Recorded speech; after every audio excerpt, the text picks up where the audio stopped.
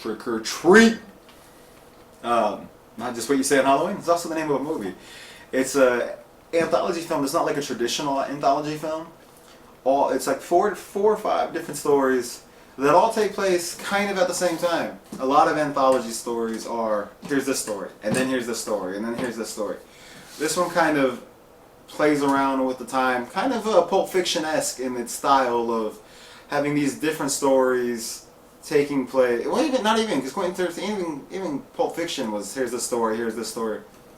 This one was very much, here's all the stories at the same time. We'll play around with time a little bit, but by and large, we'll play it straight. And you see how all these different stories interact with each other and cross over. And it's just fun. It's a horror movie that you can enjoy. That's just fun. You feel like a kid again watching it. At least I did.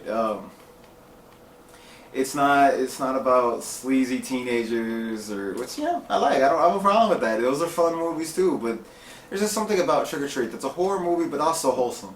Plays on tropes, but doesn't take itself too seriously, but actually engages, and it feels more like a creep show than anything else. You know, it has that kind of vibe to it, especially the vibe that the show's been giving off lately.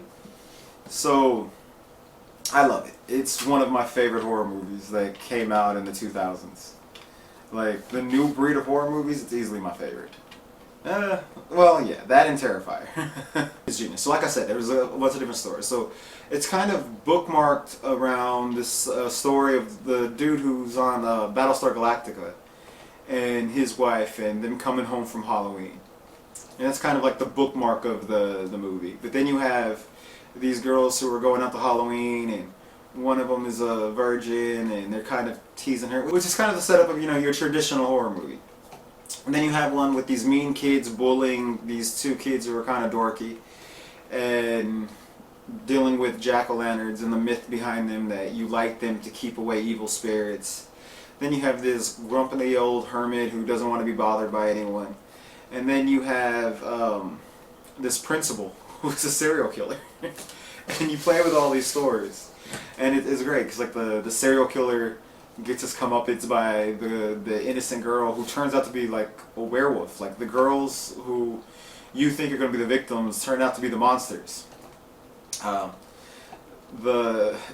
then you have the guy with the sack and I said I forget his name off the top of my head, but he's such an interesting character. He's just sitting there eating his lollipop, and then he uses his lollipop to murder people. Like he beat the shit out of the old man. He doesn't kill him, just tortures him.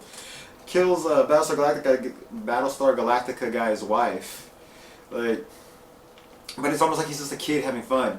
The bully kids make up the story. Well, they don't make up the story. The school bus went over a cliff, and they say that the kids come out and haunt.